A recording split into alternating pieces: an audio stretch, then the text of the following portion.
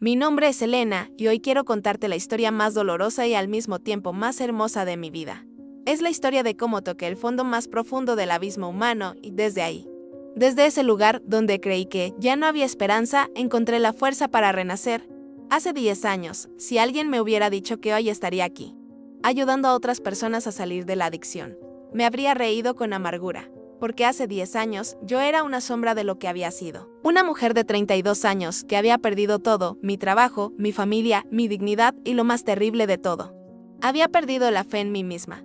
Todo comenzó de una manera tan inocente que ahora me duele recordarlo. Era una ejecutiva exitosa en una empresa de marketing en Madrid. Tenía un apartamento hermoso, un auto deportivo y una vida que desde afuera parecía perfecta. Pero por dentro había un vacío que no sabía cómo llenar. Un dolor ancestral que arrastraba desde la infancia, cuando mi padre nos abandonó sin explicación, dejando a mi madre con 3 hijos y una depresión que la consumió lentamente. La primera vez que probé cocaína fue en una fiesta de la empresa.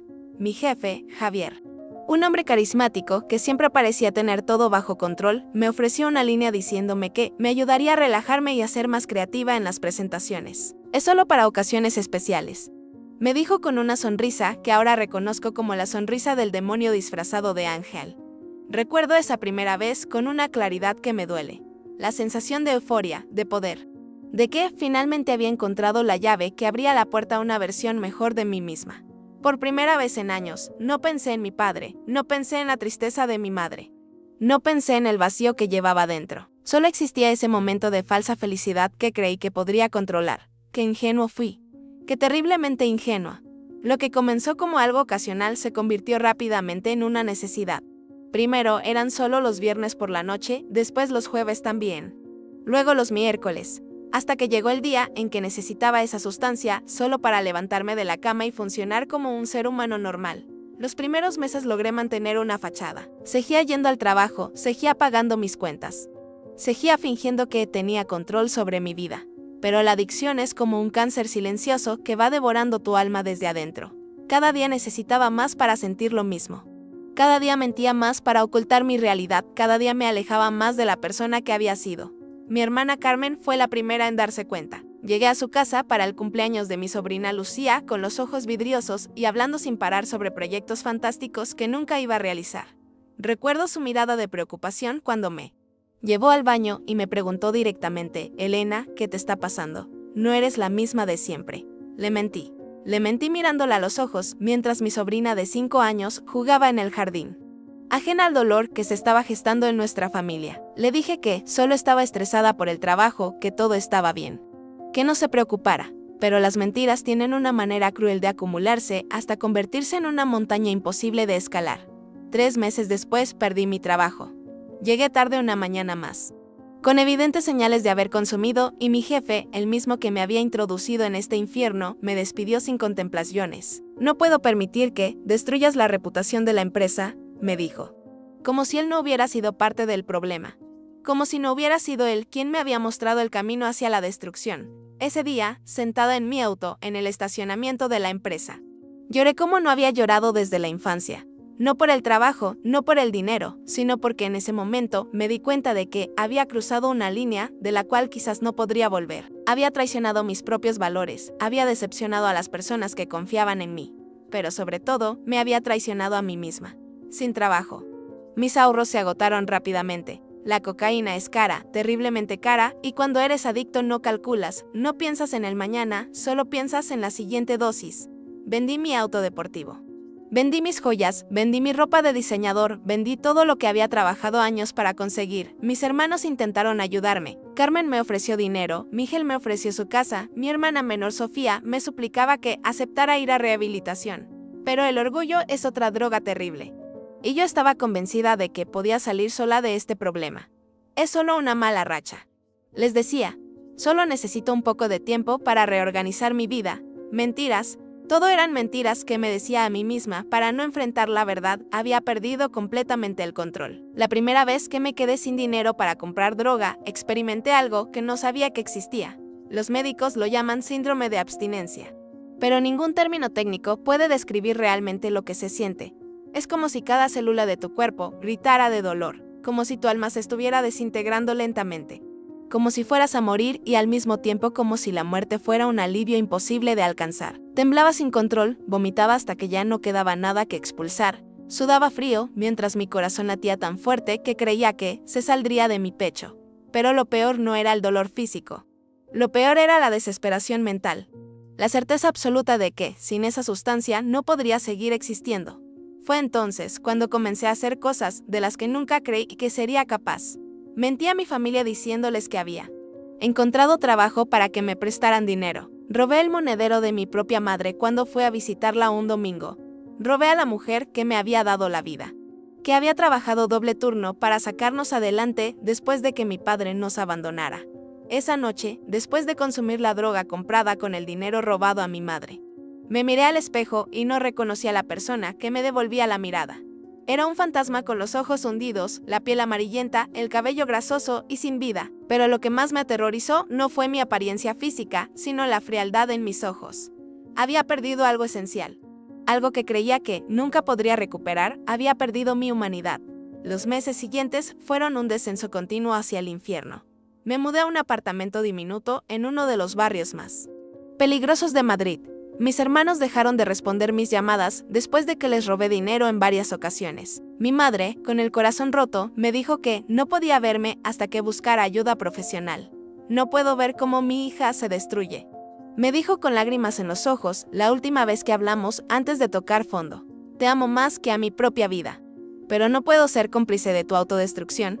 Sus palabras me dolieron más que cualquier síntoma de abstinencia, pero en ese momento estaba tan enferma, tan perdida en mi adicción, que solo pude sentir rabia. Rabia hacia ella, hacia mis hermanos, hacia el mundo entero. Pero especialmente hacia mí misma. Comencé a frecuentar lugares que jamás había imaginado pisar. Bares clandestinos donde se vendía droga de muy mala calidad. Calles oscuras donde me encontraba con traficantes que me veían como lo que era, una presa fácil. En uno de esos lugares conocí a Marcos, un hombre de 40 años que había estado en prisión varias veces por tráfico de drogas. Marcos se convirtió en mi proveedor y eventualmente en algo parecido a una pareja. Aunque ahora entiendo que lo nuestro no era amor sino codependencia tóxica. Él me daba droga a crédito cuando no tenía dinero. Y yo le daba mi dignidad a cambio. Vivíamos en un apartamento inmundo donde las cucarachas corrían libremente y el olor a humedad y desesperación impregnaba cada rincón. Era una vida de zombies. Nos despertábamos pensando en la primera dosis del día. Pasábamos las horas buscando dinero para la siguiente. Y nos dormíamos planeando cómo conseguir más para el día siguiente. No existía pasado ni futuro, solo existía la tiranía del presente. La urgencia constante de alimentar un monstruo que nunca quedaba satisfecho. Durante ese periodo, que duró casi 2 años, perdí por completo el contacto con la realidad. Hay semanas enteras de las que no tengo recuerdos claros. Sé que robé, sé que mentí, sé que hice cosas terribles, pero mi mente las ha borrado como un mecanismo de defensa. El cerebro humano es misericordioso de maneras extrañas. Una noche de diciembre, cuando llevaba 3 días sin comer porque todo el dinero se había ido en drogas, Marcos trajo una nueva sustancia, es más fuerte, me dijo, pero también más barata. No me importó preguntar qué era. Solo me importaba escapar del dolor que se había convertido en mi compañía constante. Me inyecté esa sustancia desconocida en una vena de mi brazo izquierdo, el único lugar donde todavía podía encontrar acceso. Los primeros segundos fueron de una euforia indescriptible, como si hubiera encontrado finalmente la paz que había buscado toda mi vida. Pero después vino algo diferente, algo terrorífico. Mi corazón comenzó a latir de una manera errática. Mi visión se volvió borrosa y sentí como si mi cuerpo se estuviera desconectando de mi mente. Caí al suelo convulsionando mientras Marcos gritaba mi nombre, pero su voz sonaba cada vez más lejana, como si viniera de otro planeta. En ese momento tuve lo que los médicos llaman una experiencia cercana a la muerte. Vi mi vida pasar frente a mis ojos. Pero no como dicen en las películas. No fueron los momentos felices los que vi, sino todos los momentos en los que había elegido la destrucción por encima del amor. La mentira por encima de la verdad, el miedo por encima de la esperanza. Vi a mi madre llorando en silencio cuando descubrió que le había robado. Vi a mi hermana Carmen explicándole a mi sobrina por qué la tía Elena ya no vendría a visitarlas. Vi mi propio reflejo en el espejo. La primera vez que me inyecté heroína, vi todos los caminos que no había tomado. Todas las oportunidades de pedir ayuda que había desperdiciado. Pero en medio de esa retrospectiva dolorosa, también vi algo más. Vi a la niña que había sido antes de que mi padre nos abandonara, una niña llena de sueños y esperanza. Vi a la joven estudiante que había sido en la universidad, trabajadora y optimista. Vi a la profesional exitosa que había sido antes de conocer las drogas. Vi que, debajo de toda la destrucción, todavía quedaba algo de la persona que había sido. Desperté en el hospital 3 días después. Los médicos me dijeron que había tenido una sobredosis severa y que había estado en coma durante 72 horas. Has tenido mucha suerte, me dijo la doctora García. Una mujer de unos 50 años con ojos bondadosos. Unos minutos más y no estarías aquí para contarlo. Pero yo no me sentía afortunada. Me sentía vacía, derrotada. Como si hubiera gastado todas mis oportunidades de redención. Las primeras horas después de despertar fueron las más oscuras de mi vida, no por el dolor físico, que era intenso, sino por la claridad mental que había recuperado temporalmente. Por primera vez en años podía ver mi situación sin el filtro de las drogas. Y lo que vi me aterrorizó. No tenía nada, absolutamente nada. No tenía trabajo, no tenía dinero, no tenía casa propia, no tenía familia que me hablara. No tenía amigos reales. Pero lo peor de todo era que no tenía esperanza. Había llegado tan lejos en mi autodestrucción que no podía imaginar un camino de vuelta. La doctora García vino a verme esa tarde. Se sentó en la silla junto a mi cama y me preguntó algo que nadie me había preguntado en años. Elena, ¿qué quieres hacer con el resto de tu vida? La pregunta me sorprendió tanto que comencé a llorar. No lágrimas de autocompasión como había llorado tantas veces antes, sino lágrimas de algo que hacía mucho tiempo no sentía, vulnerabilidad genuina. No lo sé, le respondí con una honestidad que me dolió. No recuerdo cómo es querer algo que no sea drogas. Ella sintió con comprensión. Esa es la respuesta más honesta que he escuchado en mucho tiempo. Me dijo, la honestidad es el primer paso para la recuperación. Hay un programa de rehabilitación aquí en el hospital. Es un programa intensivo de 6 meses. ¿Estarías dispuesta a intentarlo? Quise decir que sí inmediatamente, pero algo en mi interior se resistía. La adicción es una enfermedad astuta que te convence de que puedes manejarla sola, de que no necesitas ayuda, de que eres diferente a todos los demás adictos. No sé si puedo pagarlo, le dije, buscando una excusa. Es gratuito, me respondió. Lo único que necesitas es la voluntad de cambiar. Esa noche, sola en mi cama de hospital, tomé la decisión más difícil y más importante de mi vida. Decidí que quería vivir.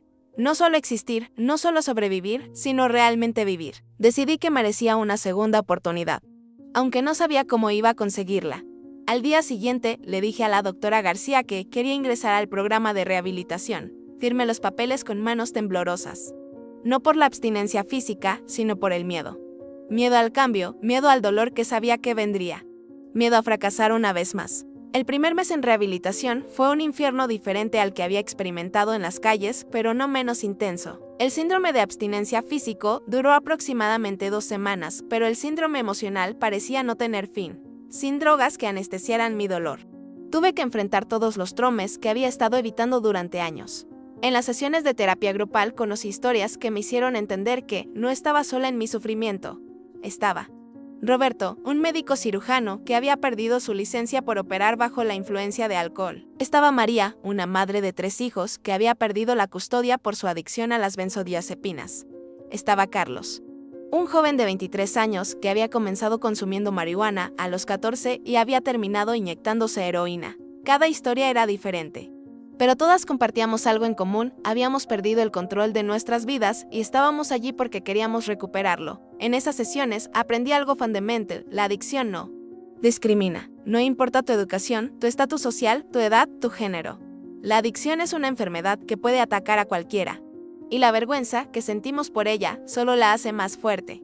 Mi terapeuta principal, el Dr. Ramírez, era un hombre que había pasado por su propia recuperación 20 años atrás. Tenía una manera de hablar que era directa pero compasiva, y desde la primera sesión me hizo entender que la recuperación no era solo dejar las drogas, sino reconstruir completamente mi relación conmigo misma. Elena, me dijo en una de nuestras primeras sesiones individuales, tú has usado las drogas para no sentir dolor. Pero el dolor es parte de la vida. La recuperación significa aprender a sentir dolor sin destruirse. A sentir alegría sin necesidad de sustancias, a vivir la vida en toda su intensidad con sus altas y sus bajas. Esas palabras me aterrorizaron porque significaban que tendría que enfrentar todo lo que había estado evitando: la culpa por haber lastimado a mi familia, la vergüenza por las cosas terribles que había hecho, el dolor por la relación con mi padre que nunca había procesado, la tristeza por todos los años que había perdido. pero también significaban algo más, significaban que podía volver a sentir alegría genuina, amor verdadero, esperanza real. Significaban que la mujer que había sido antes de las drogas todavía existía en algún lugar dentro de mí, esperando ser redescubierta. El proceso de desintoxicación emocional fue más lento y doloroso que la desintoxicación física. Hubo días en los que quería abandonar el programa. Días en los que la tentación de consumir era tan intensa que tenía que pedirle a las enfermeras que me vigilaran las 24 horas. Hubo noches en las que lloraba hasta quedarme dormida, no por tristeza, sino por la avalancha de emociones que había estado reprimiendo durante años. Pero también hubo momentos de luz, pequeños momentos al principio. Como cuando logré hacer reír a María en una sesión de terapia grupal o cuando Roberto me agradeció por haberlo escuchado cuando tuvo una crisis nocturna. Esos momentos me recordaron algo que había olvidado.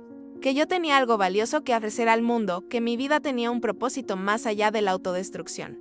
A los 2 meses de tratamiento, mi hermana Carmen vino a visitarme. Había perdido mucho peso, tenía ojeras profundas y pude ver en su rostro todo el dolor que mi adicción le había causado no solo a mí, sino a toda mi familia. Nos sentamos en el jardín del centro de rehabilitación y por primera vez en años tuvimos una conversación real. Elena, me dijo con la voz quebrada. Pensé que te había perdido para siempre. Pensé que la hermana que conocía me había muerto y que en su lugar había quedado alguien que no reconocía. Sus palabras me dolieron, pero las necesitaba escuchar. Yo también pensé eso, le respondí. Pero estoy aquí, Carmen. La verdadera Elena está aquí, tratando de volver. Lloramos juntas ese día, lágrimas de dolor pero también de esperanza. Fue el primer paso hacia la reconstrucción de mi relación con mi familia. Un proceso que sabía que tomaría años, pero que por primera vez me parecía posible. Durante el tercer mes de rehabilitación comencé a participar en un programa especial del centro. Éramos pacientes en recuperación que ayudábamos a otros. Pacientes que recién llegaban. Mi primera asignada fue Luz. Una mujer de 45 años que había perdido a su esposo en un accidente y había comenzado a consumir alcohol y pastillas para lidiar con el dolor. Cuando vi a Luz en su primera semana, vi mi propio reflejo de meses atrás, la desesperación, la negación, la convicción de que su caso era diferente, de que ella podía controlar su consumo. Al principio se resistía a hablar conmigo. Tú no entiendes mi dolor, me decía. Tú no has perdido al amor de tu vida. Tenía razón, no había perdido a un esposo, pero había perdido algo igualmente valioso, me había perdido a mí misma. Poco a poco, compartiendo mi propia historia, sin juzgar la suya. Luz comenzó a abrirse. Le hablé de las noches en las que había deseado morir, de la vergüenza que había sentido, de la sensación de que nunca podría volver a ser la persona que había sido. Pero también le hablé de algo más importante. Le hablé de la esperanza. Le dije que, aunque el dolor nunca desaparecería completamente, podía aprender a llevarlo sin que la destruyera. Le dije que, aunque las cicatrices de la adicción siempre estarían ahí, podían convertirse en recordatorios de su fortaleza, no de su debilidad. Ayudar a Luz me enseñó algo fundamental, que mi experiencia dolorosa podía tener un propósito, que todos los errores que había cometido, todo el sufrimiento que había vivido, podía convertirse en sabiduría para ayudar a otros. Fue la primera vez en mi vida adulta que sentí que tenía algo valioso que ofrecer. Al 4.º mes de rehabilitación, los doctores me dieron permiso para salir del centro por unas horas los fines de semana. Mi primera salida fue para visitar a mi madre. No la había visto desde el día que me dijo que no podía seguir viendo mi autodestrucción casi un año atrás. Cuando abrió la puerta de su casa, ambas nos quedamos en silencio por varios segundos. Yo veía en sus ojos la mezcla de amor y miedo, la esperanza luchando contra la precaución. Ella veía en mí a una hija que había vuelto de entre los muertos, pero que todavía cargaba las cicatrices de la batalla. Mami, le dije, y esa palabra salió de mi boca con una ternura que no había sentido en años. Vengo a pedirte perdón. Ella comenzó a llorar antes de que yo pudiera continuar. Hija mía, me dijo abrazándome con fuerza, yo también tengo que pedirte perdón. Perdón por no haber sabido ayudarte, por haberte dado la espalda cuando más me necesitabas. No, mami, le respondí, tú hiciste lo correcto. Tenías que protegerte. Y tenías que proteger al resto de la familia. Yo era peligrosa, yo era tóxica. Tu amor no podía curar mi enfermedad. Solo yo podía hacer eso. Esa tarde hablamos como no lo habíamos hecho nunca. Le conté sobre mi tratamiento, sobre las cosas que había aprendido sobre mí misma, sobre mis planes para el futuro. Ella me habló de lo difícil que había sido para ella verme destruirme. De las noches en las que se quedaba despierta preguntándose si algún día recibiría una llamada, diciéndole que había muerto. Pero nunca perdí la esperanza, me dijo. Todas las noches rezaba por ti, pidiendo que algún día mi hija regresara. Y aquí estás. Cuando regresé al centro esa noche, me sentía diferente. Por primera vez en años, me sentía digna de amor. No solo del amor de mi madre, sino de mi propio amor. Había comenzado a perdonarme a mí misma, un proceso que sabía que tomaría mucho tiempo, pero que había comenzado oficialmente. El 5.º mes de rehabilitación fue crucial para mi recuperación. Fue cuando comencé a trabajar seriamente en mi plan de vida post-tratamiento. Con la ayuda de una trabajadora social del centro, exploramos diferentes opciones de vivienda, trabajo y apoyo continuo. Pero algo había cambiado en mi interior. Mientras discutíamos trabajos en oficinas, en tiendas, en call centers, yo no podía dejar de pensar en Luz, en Roberto, en María, en todos los compañeros con los que había compartido mi proceso de recuperación. No podía dejar de pensar en lo mucho que había significado para mí tener a alguien que entendiera mi dolor. Alguien que hubiera pasado por lo mismo y hubiera salido del otro lado. Creo que quiero trabajar ayudando a personas en recuperación, le dije a mi trabajadora social durante una de nuestras sesiones. Sé que no tengo experiencia profesional en el área, pero tengo algo que ningún libro puede enseñar, tengo experiencia vivida. Ella sonrió. Es una idea hermosa, Elena, pero requiere mucha preparación. Necesitarías estudiar, certificarte, hacer prácticas supervisadas. ¿Estás dispuesta a comprometerte con un proceso que podría tomar años? Tengo el resto de mi vida, le respondí. Por primera vez en mucho tiempo. Creo que mi vida puede valer la pena. Esa respuesta me sorprendió a mí misma. Por primera vez en años, estaba hablando sobre el futuro con esperanza genuina.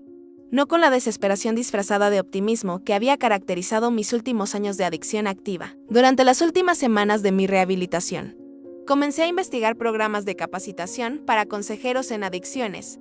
Descubrí que había cursos nocturnos que podía tomar mientras trabajaba durante el día.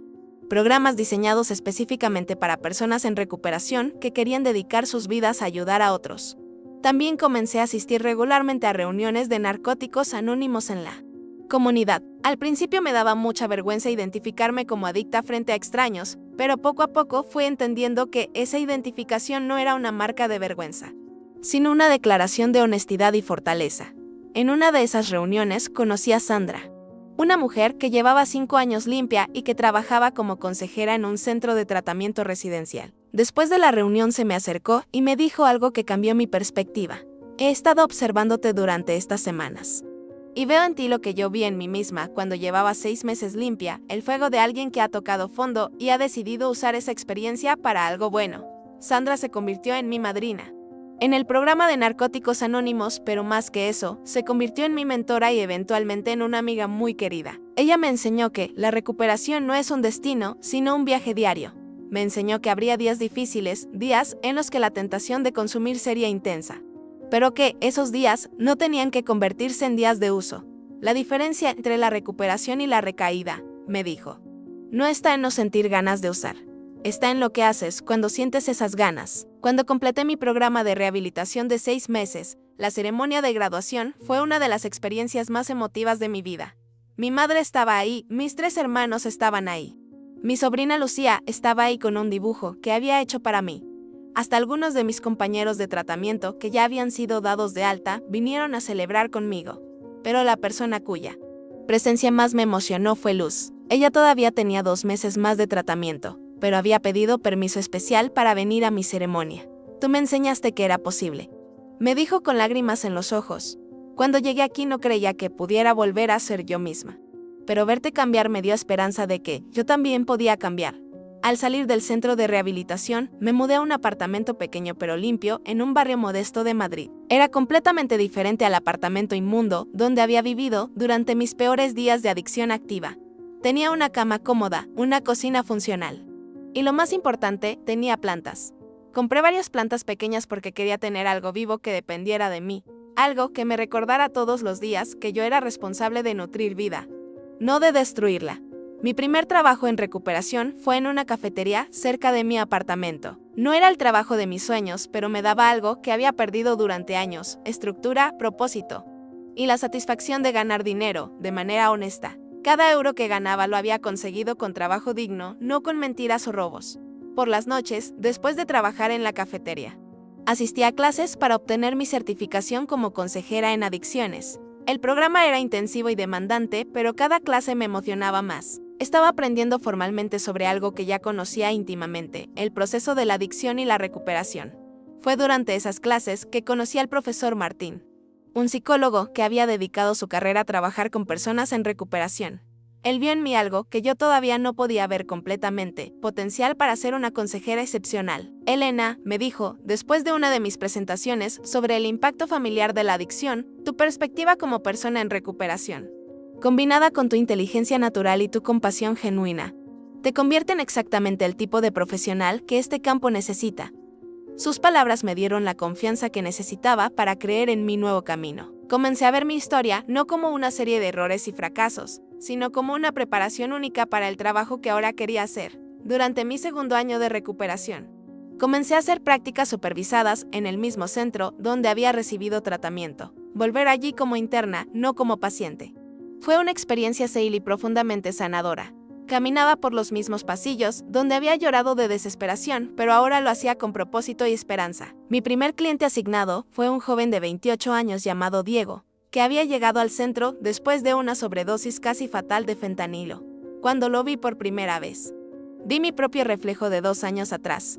La negación, la ira, la convicción de que él era diferente a todos los demás adictos.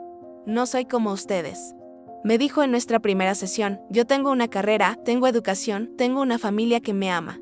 Solo tuve mala suerte con una sustancia adulterada. Le sonreí con comprensión, recordando todas las excusas similares que yo había usado. Diego, le dije suavemente, hace 2 años, yo estaba sentada exactamente donde tú estás ahora, diciendo exactamente las mismas cosas. También tenía carrera, también tenía educación, también tenía una familia que me amaba. Y también creía que mi caso era diferente. Durante las siguientes semanas, trabajé con Diego usando una combinación de las técnicas profesionales que había aprendido en mis clases y la sabiduría práctica que había ganado en mi propia recuperación. Le hablé de la importancia de la honestidad bruta consigo mismo, de la necesidad de aceptar ayuda, de la posibilidad real de reconstruir una vida significativa. Pero también le hablé de las noches más oscuras, de los momentos en los que la tentación sería casi irresistible, de la importancia de tener un plan específico para esos momentos. Le hablé de cosas que ningún libro de texto menciona, pero que todo adicto en recuperación necesita saber. Ver a Diego progresar semana tras semana me confirmó algo que había comenzado a sospechar, que mi experiencia personal, por dolorosa que hubiera sido, me daba una credibilidad y una conexión con mis clientes que era invaluable. Cuando les decía entiendo por lo que estás pasando, no era una frase vacía de empatía profesional. Realmente entendía, porque había estado exactamente en su lugar. A los 18 meses de recuperación, recibí una llamada que cambió mi perspectiva sobre el perdón y la redención. Era Marcos, mi expareja de mis días más oscuros. El hombre con quien había vivido en ese apartamento inmundo durante los peores meses de mi adicción. Elena, me dijo con una voz que sonaba diferente, más clara, más presente. Espero que no te moleste que te llame. Conseguí tu número a través de un amigo mutuo. Quería decirte que llevo 6 meses limpio y quería pedirte perdón por todas las cosas terribles que hicimos juntos. Me quedé en silencio por varios segundos, procesando la sorpresa y la mezcla de emociones que su llamada había despertado. Marcos había sido tanto mi cómplice como mi víctima durante esos días oscuros. Habíamos facilitado mutuamente nuestra autodestrucción, habíamos compartido la misma desesperación y el mismo nihilismo. Marcos, le respondí finalmente, me alegra saber que estás en recuperación y no tienes que pedirme perdón. Los dos estábamos enfermos. Los dos hicimos cosas terribles. Lo importante es que ambos hayamos encontrado un camino diferente. Esa conversación me enseñó algo importante sobre el perdón. No se trata solo de perdonar a otros, sino de entender que las personas hacen cosas terribles cuando están en las garras de la adicción, y que esas acciones no necesariamente definen quiénes son realmente. Marcos sobrio era una persona completamente diferente a Marcos adicto, igual que yo. Durante mi tercer año de recuperación, algo extraordinario comenzó a suceder. Varios de mis antiguos clientes comenzaron a mantenerse en contacto conmigo después de completar sus tratamientos. No era algo que yo hubiera planeado o buscado, pero gradualmente me di cuenta de que me había convertido en una especie de punto de referencia para personas en diferentes etapas de recuperación. Diego, mi primer cliente, me llamaba regularmente para contarme sobre sus progresos en la universidad donde había regresado a estudiar ingeniería. Luz, la mujer que había conocido durante mi propia rehabilitación, ahora trabajaba como voluntaria en un refugio para mujeres y me invitaba a sus eventos comunitarios. Sandra, mi madrina, me había comenzado a incluir en presentaciones que daba en diferentes centros de tratamiento. Poco a poco me di cuenta de que se estaba formando alrededor mío una red de personas en recuperación. Una comunidad de individuos que habían pasado por experiencias similares y que se apoyaban mutuamente en su proceso continuo de sanación. No era algo que hubiera planeado conscientemente, pero se había desarrollado de manera orgánica. Fue durante este periodo que tuve la idea de crear algo más formal. Hablé con Sandra y con el profesor Martín sobre la posibilidad de establecer un grupo de apoyo especializado para personas que habían completado tratamiento formal pero que necesitaban apoyo continuo en la transición a la vida ordinaria. Es una idea brillante, me dijo el profesor Martín. Existe un vacío real en los servicios post-tratamiento. Muchas personas completan rehabilitación exitosamente, pero luego luchan con la transición a la vida cotidiana, sin el apoyo estructurado del centro de tratamiento. Con su ayuda y la de Sandra, presentamos una propuesta al centro de tratamiento, donde yo había recibido mi propia rehabilitación. La propuesta era simple pero innovadora: crear un programa de apoyo post-tratamiento dirigido por personas en recuperación para personas en recuperación. La respuesta fue mejor de lo que habíamos esperado. No solo aprobaron nuestro programa, sino que nos ofrecieron un espacio permanente en el centro y apoyo administrativo para desarrollarlo. 6 meses después, Segundas Oportunidades oficialmente abrió sus puertas. Nuestro primer grupo tenía 12 miembros, incluyendo a Diego y a Luz. Nos reuníamos 2 veces por semana. Una sesión era más estructurada, enfocada en herramientas prácticas para mantener la sobriedad, y la otra era más informal. Un espacio para compartir experiencias y desafíos cotidianos. Lo que hizo especial a Segundas Oportunidades desde el principio fue que todos los facilitadores éramos personas en recuperación. Podíamos hablar de tentaciones sin romantizarlas, podíamos discutir estrategias de prevención de recaídas desde experiencia personal. Podíamos ofrecer esperanza real porque la estábamos viviendo. Durante nuestro primer año, ayudamos a más de 50 personas en diferentes etapas de recuperación. Vimos graduaciones universitarias de personas que habían abandonado sus estudios durante su adicción activa. Vimos reunificaciones familiares de personas que habían perdido el contacto con sus seres queridos. Vimos nuevos matrimonios de personas que habían perdido la capacidad de mantener relaciones saludables, pero también vimos recaídas. No todas las historias tuvieron finales felices. Y eso fue una de las lecciones más difíciles que tuve que aprender como consejera. María, mi compañera de mi propia rehabilitación, recayó después de 2 años de sobriedad y murió de una sobredosis 6 meses después. Su muerte me devastó. Durante semanas me cuestioné si realmente estaba ayudando a las personas o si solo me estaba engañando a mí misma pensando que podía hacer una diferencia. Fue Sandra quien me ayudó a procesar este dolor y a entender que no podía salvar a todos, que mi trabajo era ofrecer herramientas y apoyo, pero que cada persona tenía que hacer su propio trabajo de recuperación. Elena me dijo durante una de nuestras conversaciones más difíciles: María tenía su propia batalla que pelear. Tu trabajo con ella no fue en vano. Le diste 2 años buenos, 2 años en los que ella pudo reconectarse con sus hijos. 2 años en los que experimentó amor y esperanza. Eso tiene valor. Aunque la historia no haya terminado como hubiéramos querido, la muerte de María me enseñó algo fundamental sobre el trabajo de ayuda: que el éxito no siempre se mide en recuperaciones perfectas y permanentes. A veces el éxito se mide en momentos de dignidad recuperada, en relaciones sanadas temporalmente, en periodos de paz en medio del caos de la adicción. Durante mi 4.º año de recuperación, Segundas Oportunidades había crecido tanto que necesitábamos más espacio y más facilitadores. Habíamos comenzado a ofrecer servicios especializados, grupos para mujeres en recuperación, grupos para personas con traumas, grupos para familias afectadas por la adicción. Fue durante este periodo que conocí a Ana, una psicóloga clínica que se especializaba en trauma y que quería colaborar con nuestro programa. Ana había perdido a su hermano menor por una sobredosis y había dedicado su carrera a entender la intersección entre trauma y adicción. Elena me dijo, después de observar uno de nuestros grupos: lo que están haciendo aquí es revolucionario. Están creando un modelo de tratamiento post-rehabilitación que debería replicarse en todo el país. Su comentario me hizo pensar en algo que había estado rondando mi mente durante meses: la posibilidad de expandir nuestro modelo más allá de Madrid. Habíamos recibido llamadas de otros centros de tratamiento en diferentes ciudades preguntando sobre nuestro programa. Y habíamos tenido solicitudes de personas que querían viajar desde otras provincias para participar en nuestros grupos.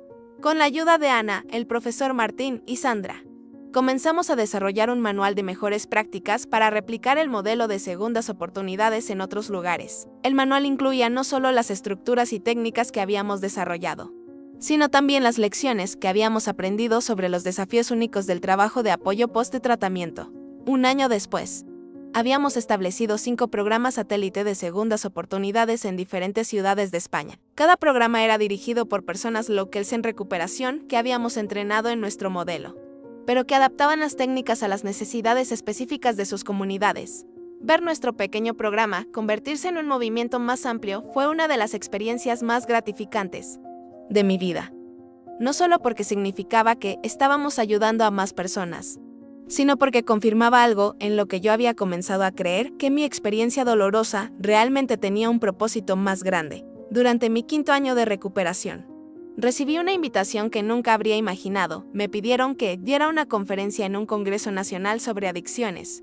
El tema asignado era el rol de las personas en recuperación en los servicios de tratamiento, y yo sería la oradora principal, parada frente a una audiencia de más de 300 profesionales en salud mental, médicos, trabajadores sociales y otros expertos. Comencé mi presentación de la manera más honesta que pude. Mi nombre es Elena y soy una adicta en recuperación. Hace 5 años. Estaba muriendo en un hospital después de una sobredosis casi fatal. Hoy estoy aquí para hablarles sobre el poder transformador de convertir nuestro dolor más profundo en nuestro propósito más grande. La respuesta a mi presentación fue abrumadora. Después de la conferencia, docenas de profesionales se me acercaron para preguntarme sobre nuestro modelo, para invitarme a consultar en sus programas, para explorar colaboraciones. Pero lo que más me conmovió fueron las personas en recuperación que también asistían al congreso y que me dijeron que mi historia les había dado esperanza de que ellos también podían convertir su experiencia en algo constructivo. Una de esas personas fue Carmen, no mi hermana, sino otra Carmen.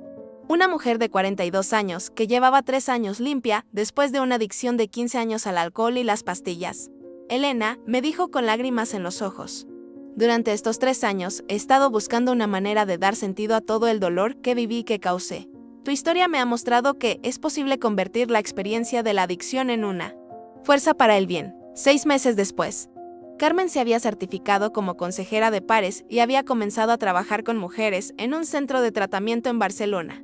Su historia se convirtió en otra confirmación de algo que había aprendido, que cuando las personas en recuperación encuentran maneras de usar su experiencia para ayudar a otros, no solo están sirviendo a su comunidad, sino que también están fortaleciendo su propia recuperación. Durante mi 6º año de recuperación, Segundas Oportunidades había crecido hasta convertirse en una organización sin fines de lucro independiente con programas en 12 ciudades y un equipo de más de 30 facilitadores. Todas personas en recuperación. Habíamos ayudado a más de 500 personas en su proceso post-tratamiento. Y nuestro modelo estaba siendo estudiado por universidades como un ejemplo innovador de servicios de apoyo dirigidos por pares. Pero para mí, el crecimiento organizacional nunca fue lo más importante. Lo más importante siguieron siendo las historias individuales, las transformaciones personales.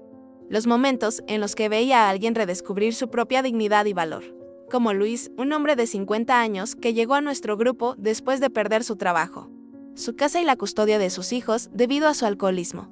Durante sus primeros meses con nosotros, Luis apenas hablaba. Se sentaba en el círculo con la cabeza baja, participando mínimamente en las discusiones, pero poco a poco, semana tras semana, comenzó a abrirse, comenzó a hablar de su vergüenza, de su miedo de que fuera demasiado tarde para reconstruir su vida, de su terror de que sus hijos nunca pudieran perdonarlo. En nuestros grupos, encontró no solo apoyo, sino también estrategias prácticas para comenzar el proceso de hacer reparaciones. 2 años después, Luis había conseguido un trabajo estable, se había mudado a un apartamento modesto pero digno, y había comenzado a tener visitas supervisadas con sus hijos. Pero lo que más me emocionó fue cuando me dijo, Elena, por primera vez en años, cuando me miro al espejo por la mañana, puedo sostener mi propia mirada. He recuperado mi respeto por mí mismo. También estaba Patricia, una joven de 25 años que había comenzado a consumir drogas a los 15 después de ser víctima de abuso sexual. Su adicción había comenzado como una forma de automedicarse el trauma, pero había evolucionado hasta convertirse en una compulsión que controlaba completamente su vida. Patricia llegó a nuestro programa después de completar su tercera rehabilitación.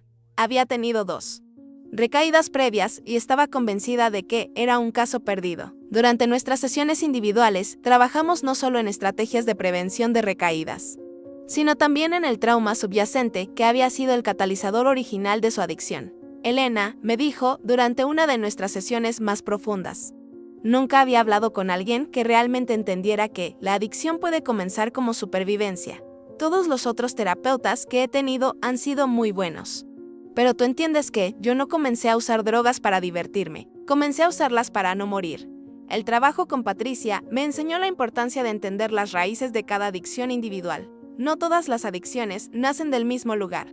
Y la recuperación no puede ser un enfoque único para todos. Su recuperación requería no solo abstenerse de sustancias, sino también sanar el trauma que había iniciado su viaje hacia la adicción. 3 años después, Patricia no solo se había mantenido sobria, sino que había regresado a la universidad para estudiar trabajo social con especialización en trauma. Quiero hacer por otros lo que tú hiciste por mí, me dijo. Quiero ser la persona que entiende cuando alguien llega y dice que comenzó a usar drogas para sobrevivir. Estas historias y cientos de otras similares confirmaron para mí algo que había comenzado a entender desde mis primeros días ayudando a Luz, que mi experiencia personal con la adicción, por dolorosa que hubiera sido, me había preparado de una manera única para este trabajo. No era solo que pudiera relacionarme con las experiencias de mis clientes, aunque eso era importante. Era que podía ofrecer algo que ningún libro de texto puede enseñar, esperanza viviente. Cuando le decía a alguien que era posible reconstruir una vida después de la adicción, no estaba citando estudios o estadísticas. Estaba hablando desde mi propia experiencia de haber tocado fondo y haber encontrado el camino de regreso. Durante mi 7º año de recuperación, comencé a trabajar en un proyecto que había estado considerando durante años, escribir un libro sobre mi experiencia y sobre el modelo de recuperación que habíamos desarrollado en segundas oportunidades. Quería documentar no solo mi historia personal, sino también las lecciones que habíamos aprendido sobre el poder de las personas en recuperación para ayudar a otros. El proceso de escribir el libro fue profundamente catártico, pero también desafiante. Tuve que revisar periodos de mi vida que prefería dejar en el pasado, tuve que ser brutalmente honesta sobre mis errores y fracasos. Tuve que exponer mi vulnerabilidad de una manera que me daba mucho miedo, pero también fue un proceso de integración. Al escribir mi historia, pude ver claramente cómo cada experiencia dolorosa había contribuido a la persona en la que me había convertido. Pude ver cómo mi adicción, mi proceso de recuperación, mis primeros trabajos ayudando a otros, todo había sido parte de un viaje hacia encontrar mi verdadero propósito. El libro, titulado Segundas Oportunidades, el viaje de la adicción a la misión, se publicó durante mi 8º año de recuperación. La respuesta fue abrumadora. Recibí cientos de cartas y emails de personas en recuperación que se habían visto reflejadas en mi historia, de familias que habían encontrado esperanza en las páginas del libro, de profesionales que querían implementar nuestro modelo en sus propios programas. Pero la respuesta que más me conmovió vino de una fuente inesperada, mi padre. El hombre que nos había abandonado cuando yo era niña, que había estado ausente durante toda mi adicción y mi recuperación, me escribió una carta después de leer el libro. Elena, decía su carta. Sé que no tengo derecho a sentirme orgulloso después de todos los años que estuve ausente. Pero quiero que sepas que lo que has logrado es extraordinario. He luchado con mi propia adicción al alcohol durante décadas. Y tu libro me ha dado esperanza de que nunca es demasiado tarde para cambiar. A los 68 años, he comenzado mi propio proceso de recuperación. Su carta me hizo llorar, no de tristeza sino de una emoción compleja que incluía dolor, alegría, perdón y esperanza. Me di cuenta de que mi historia no solo había impactado a extraños, sino que también había llegado a la persona cuyo abandono había sido una de las heridas fundacionales de mi vida. Decidí responder a su carta y después de casi 30 años de separación, mi padre y yo comenzamos un proceso lento y cuidadoso de reconexión. No fue fácil. Hubo mucho dolor que procesar y mucho perdón que aprender, pero fue posible. Y fue posible porque ambos estábamos en procesos de recuperación. Ambos estábamos aprendiendo a ser honestos con nosotros mismos y con los demás. Durante mi 9º año de recuperación, Segundas Oportunidades había crecido hasta convertirse en una red nacional con programas en más de 40 ciudades. Habíamos desarrollado programas especializados para diferentes poblaciones. Veteranos militares con adicciones, profesionales de la salud en recuperación, adolescentes en transición a la edad adulta, personas mayores que habían desarrollado adicciones tardías. Pero el crecimiento también trajo nuevos desafíos. Mantener la calidad y la integridad de nuestro modelo mientras expandíamos rápidamente requería sistemas más sofisticados de entrenamiento y supervisión. Tuvimos que desarrollar protocolos más detallados, crear materiales de capacitación más comprensivos, establecer sistemas de evaluación y mejora continua. A veces me sentía abrumada por las responsabilidades administrativas que acompañaban el liderazgo de una organización en crecimiento. Había días en los que extrañaba los primeros días de nuestro pequeño grupo, cuando podía enfocarme completamente en el trabajo directo con las personas. Fue durante una de estas crisis de crecimiento que Sandra, mi madrina y cofundadora de Segundas Oportunidades, me recordó algo importante. Elena, me dijo, recuerda por qué comenzamos esto. No comenzamos para construir una organización grande. Comenzamos para ayudar a personas individuales a encontrar esperanza y propósito en sus vidas. La organización es solo el vehículo, no el destino. Sus palabras me ayudaron a refocalizar en lo que realmente importaba. Decidí reestructurar mi rol para poder mantener contacto directo con el trabajo clínico, mientras también proporcionaba liderazgo organizacional. Establecí que pasaría al menos 2 días por semana, facilitando grupos y viendo clientes individuales, sin importar cuánto creciera la organización. Esta decisión resultó ser crucial para mantener mi propia recuperación. El trabajo directo con personas en recuperación no solo era mi pasión, sino que también era lo que me mantenía conectada con mi propia historia y mi propio proceso continuo de crecimiento. Durante mi 10º año de recuperación, algo extraordinario sucedió.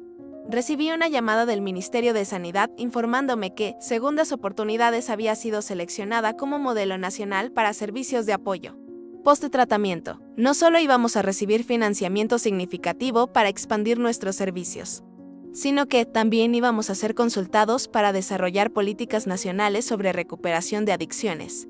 La noticia fue emocionante, pero también seil.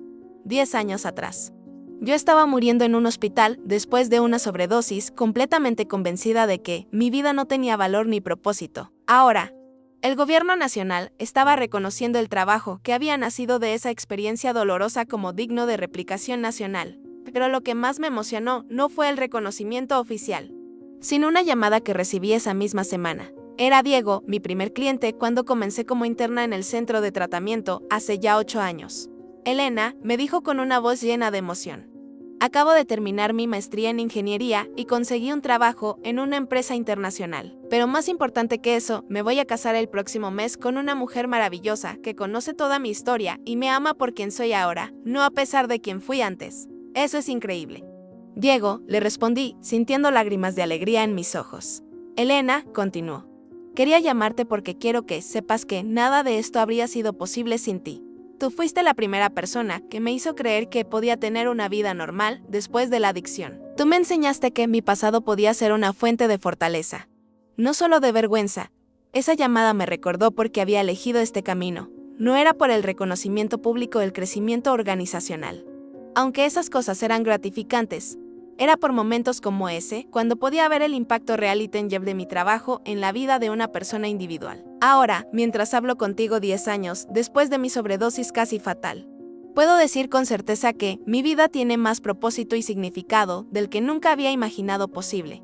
No solo he reconstruido mi propia vida, sino que he podido ayudar a cientos de otras personas a reconstruir las suyas. Mi relación con mi familia se ha sanado completamente. Mi madre y yo hablamos casi todos los días, mis hermanos me incluyen en todas las celebraciones familiares, y mi sobrina Lucía, que ahora tiene 17 años, me dice que, cuando sea mayor, quiere ser como su tía Elena, ayudando a personas que han pasado por momentos difíciles. Tengo una relación romántica saludable con un hombre maravilloso llamado Alejandro, quien también está en recuperación de su propia adicción al juego. Nos conocimos en una conferencia sobre adicciones hace 3 años y nuestra relación se ha construido sobre una base de honestidad brutal, apoyo mutuo y comprensión compartida de lo que significa vivir un día a la vez. Económicamente, estoy más estable de lo que nunca había estado, no porque gane mucho dinero, sino porque he aprendido a vivir dentro de mis medios y a encontrar satisfacción en cosas que no cuestan dinero, las relaciones auténticas, el trabajo significativo, la tranquilidad de una conciencia limpia, pero lo más importante es que me he convertido en la persona que siempre tuve el potencial de ser. La adicción no me robó solo años de mi vida, me robó el acceso a mi verdadero yo. En recuperación, no solo he dejado las drogas, he redescubierto quién soy realmente, una persona compasiva, fuerte, intuitiva, capaz de conectar profundamente con otros, capaz de transformar dolor en propósito. Mi historia no es única. Cada día, en los grupos de Segundas Oportunidades, veo a personas que están haciendo el mismo viaje que yo hice. Del dolor al propósito, de la destrucción a la contribución, de la desesperanza a la esperanza viviente. Quiero que sepas, si estás escuchando esta historia y estás luchando con tu propia adicción, que no importa qué tan profundo hayas caído, no importa qué tan perdido te sientes, no importa cuántas veces hayas intentado y fracasado, siempre existe la posibilidad de una segunda oportunidad. La recuperación no es fácil, Es el trabajo más difícil que he hecho en mi vida. Y es un trabajo que continúo haciendo todos los días. Pero también es el trabajo más gratificante que he hecho, porque me ha devuelto no solo mi vida, sino mi alma. Si estás listo para buscar ayuda. Si estás cansado de vivir en el infierno de la adicción activa, si quieres creer que es posible una vida diferente, te aseguro que hay personas como yo en todas partes. Personas que han estado donde tú estás y que han encontrado el camino de salida. No tienes que hacer este viaje solo. Hay comunidades de personas en recuperación que te esperan con los brazos abiertos, sin juicio, solo con comprensión y esperanza. Hay profesionales capacitados que entienden la enfermedad de la adicción y que saben cómo ayudarte a navegar el proceso de recuperación. Y si eres parte de la familia de alguien que lucha con adicción, quiero que sepas que tu amor importa, aunque a veces no lo parezca. Mi familia nunca dejó de amarme, aunque tuvieron que alejarse de mí para protegerse. Ese amor fue una de las fuerzas que eventualmente me ayudó a encontrar mi camino de regreso. La adicción es una enfermedad familiar. Afecta no solo a la persona que consume, sino a todos los que la aman. Pero la recuperación también puede ser familiar. Cuando una persona se recupera, sana relaciones, reconstruye confianza, restaura conexiones que parecían perdidas para siempre. Mi historia es testimonio de que, no importa qué tan quebrada esté una vida, siempre puede ser reparada. No importa qué tan perdida esté una persona, siempre puede encontrar su camino de regreso. No importa qué tan oscuro sea el presente, siempre existe la posibilidad de un futuro luminoso. He aprendido que nuestras cicatrices más profundas pueden convertirse en nuestras fuentes más grandes de fortaleza. He aprendido que nuestros fracasos más dolorosos pueden prepararnos para nuestros éxitos más significativos. He aprendido que no hay experiencia, por terrible que sea, que no pueda ser transformada en sabiduría útil para ayudar a otros. La vida que vivo hoy no es la vida que había planeado, pero es infinitamente más rica y significativa de lo que había imaginado. Es una vida construida sobre los cimientos de la honestidad, la vulnerabilidad, el servicio y la conexión genuina con otros seres humanos. Cada mañana cuando me despierto, tomo un momento para agradecer por esta segunda oportunidad. Agradezco por la oportunidad de estar viva, por la oportunidad de amar y ser amada, por la oportunidad de hacer trabajo que importa, por la oportunidad de ser parte de la solución en lugar de ser parte del problema. Y cada noche antes de dormir, reafirmo mi compromiso de vivir el día siguiente con integridad, de usar mi experiencia para ayudar a otros, de ser un ejemplo viviente de que la recuperación es posible, de que las segundas oportunidades no son solo un concepto bonito, sino una realidad tangible. Esta es mi historia, una historia de caída y redención, de destrucción y reconstrucción, de desesperanza y esperanza. Es una historia que continúa escribiéndose cada día, con cada persona que ayudo, con cada vida que toco, con cada momento que elijo la recuperación sobre la adicción. Si mi historia puede inspirar a una sola persona a buscar ayuda, si puede dar esperanza a una sola familia que está sufriendo, si puede motivar a un solo profesional a ver a las personas en adicción con más compasión, entonces todo el dolor que viví habrá valido la pena. Porque esa es la magia de las segundas oportunidades. No solo nos permiten reconstruir nuestras propias vidas, sino que nos capacitan para ayudar a otros a hacer lo mismo. Nos convierten de víctimas en victoriosos, de problemas en soluciones, de historias de advertencia en faros de esperanza. Mi nombre es Elena, soy una mujer en recuperación. Y esta es mi historia de segundas oportunidades. Una historia que prueba que, no importa qué tan bajo hayamos caído, siempre podemos elegir levantarnos. Una historia que demuestra que el final de nuestra adicción puede ser el comienzo de nuestro propósito más grande. Gracias por permitirme compartir mi corazón contigo. Que mi historia sea una semilla de esperanza en tu propio jardín. Y podría terminar mi historia ahí, en esa nota de gratitud y propósito cumplido. Durante mucho tiempo, pensé que esa era la totalidad del relato, la caída y el renacimiento, pero la recuperación, he aprendido, no es un destino estático. Es un organismo vivo que respira y evoluciona. No es solo la historia de cómo salí del infierno, sino también la crónica de cómo aprendí a vivir en la luz. Incluso cuando las sombras del pasado intentan regresar. Quiero contarte 2 historias más. 2 eventos que ocurrieron en este último año, en mi 10º año de sobriedad, que me enseñaron que el crecimiento nunca se detiene y que las herramientas de la recuperación se vuelven más, no menos, necesarias con el tiempo. La primera historia es sobre mi padre. Nuestra reconciliación había sido un proceso lento, construido sobre la base de llamadas telefónicas y visitas mensuales a ese café a mitad de camino. Habíamos logrado un nivel de paz, un entendimiento frágil entre 2 adictos en recuperación. Pero la verdadera prueba, el verdadero momento de cierre de círculo, llegó hace 3 meses. Mi padre me llamó un martes por la noche. Su voz, normalmente teñida de una melancolía repentina, sonaba diferente. Tenía una vibración de nerviosismo y orgullo. Elena, dijo, este jueves cumplo mi primer año de sobriedad continua. Mi grupo de alcohólicos anónimos me va a dar mi medalla. Me preguntaba.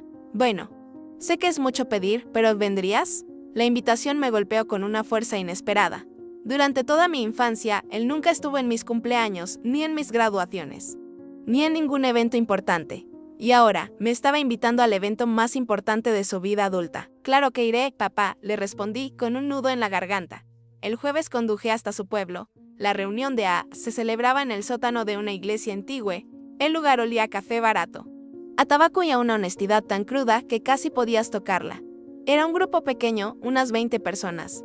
En su mayoría hombres mayores con rostros curtidos por el trabajo y el alcohol. Me senté en una silla de plástico en la parte de atrás, sintiéndome como una extraña en un mundo sagrado. Vi a mi padre compartir su historia. Contó cómo había perdido a su familia por la bebida, cómo había vivido décadas en una niebla de vergüenza y soledad. Y luego, contó cómo leer el libro de su hija le había dado el valor para entrar por primera vez a esa misma sala un año antes. Aterrorizado y sin esperanza. Cuando el coordinador del grupo lo llamó al frente para recibir su medalla de un año, sus compañeros lo aplaudieron con un fervor genuino. No era un aplauso de cortesía. Era el rugido de personas que sabían exactamente lo que costaba cada uno de esos 365 días. El coordinador le preguntó si había alguien especial a quien quisiera agradecer. Mi padre se giró y me miró directamente a los ojos, a través de la sala llena de gente. Quiero agradecer a mi hija, Elena, dijo con la voz quebrada por la emoción. Ella no solo me mostró que la recuperación era posible, sino que, con su propio ejemplo, me enseñó el significado del coraje y el perdón. Gracias a ella, hoy no solo estoy sobrio, sino que estoy empezando a aprender a ser el hombre que siempre debía haber sido. En ese sótano de iglesia, rodeada de extraños, lloré. No eran las lágrimas de la niña abandonada, sino las lágrimas de una mujer que estaba presenciando un milagro, la redención de su padre. Vi cómo sus compañeros lo abrazaban, le daban palmaditas en la espalda, le decían sigue viniendo, y entendí que él, finalmente, había encontrado su propia familia. Su propia segunda oportunidad, ese día, la herida más profunda de mi vida, la que me había llevado a buscar anestesia en las drogas. Finalmente comenzó a cicatrizar de verdad. El perdón dejó de ser un concepto y se convirtió en una realidad sentida. Me di cuenta de que mi recuperación no solo había salvado mi vida, sino que, de rebote, había ayudado a salvarla de él. El ciclo de dolor que él había comenzado. Mi recuperación lo había roto. La segunda historia es más compleja, y es la que me llevó a entender la naturaleza infinita de este viaje. Sucedió hace apenas 6 semanas y sacudió mi mundo de una manera que no anticipaba. Recibí un correo electrónico en la cuenta general de segundas oportunidades. El remitente era un nombre que no había escuchado en más de una década. Javier, mi antiguo jefe, el hombre que me había ofrecido mi primera línea de cocaína. El correo era corto y errático, Elena. Sé que soy la última persona en el mundo con derecho a pedirte algo. He leído sobre tu trabajo. Mi vida es un desastre. Lo perdí todo, la empresa, mi familia. Todo por el mismo camino al que te empujé. No sé qué hacer. Estoy desesperado. ¿Hay alguna esperanza para alguien como yo? Leer sus palabras fue como recibir un puñetazo en el estómago. Sentí una oleada de emociones contradictorias, ira por el daño que me había causado. Una satisfacción sombría al ver que el karma existía, y, para mi sorpresa, una punzada de compasión. Durante 10 años, Javier había sido el villano de mi historia. Al verlo ahora no como un demonio, sino como otro adicto enfermo, me liberé del último vestigio de victimismo que quedaba en mí. Le respondí con un correo profesional pero compasivo, explicándole que nuestra organización estaba allí para ayudar. Le di el contacto de nuestro jefe de admisiones y le aseguré que sería tratado con respeto. Javier ingresó en un programa residencial, con el que colaboramos. No me involucré directamente, manteniendo límites férreos, pero la historia no terminó ahí. 3 meses después, su terapeuta principal me llamó, Elena. Javier ha completado la primera fase de su tratamiento. Está haciendo un trabajo increíblemente difícil y honesto. Ha pedido verte. Cree que es una parte crucial de su proceso de enmiendas. Y el equipo clínico está de acuerdo en que podría ser beneficioso para él. Pero la decisión, por supuesto, es tuya. Mi primer instinto fue negarme. ¿Qué ganaba yo con revolver ese pasado? Pero entonces recordé el 9º paso. Reparamos directamente a cuántos nos fue posible el daño que les causamos. Salvo en aquellos casos en que el hacerlo les infligiera daño a ellos o a otros. Yo no estaba en su lista para reparar, pero él sí estaba en la mía. De una manera extraña, le debía a mi propia recuperación enfrentar esto con gracia. Acepté. Nos reunimos en una sala de terapia del centro de tratamiento. El hombre que entró no era el ejecutivo carismático y arrogante que recordaba. Era un hombre de 60 años, con los hombros caídos y una mirada de profunda vergüenza. Estaba sobrio, pero llevaba el peso de sus acciones en cada arruga de su rostro.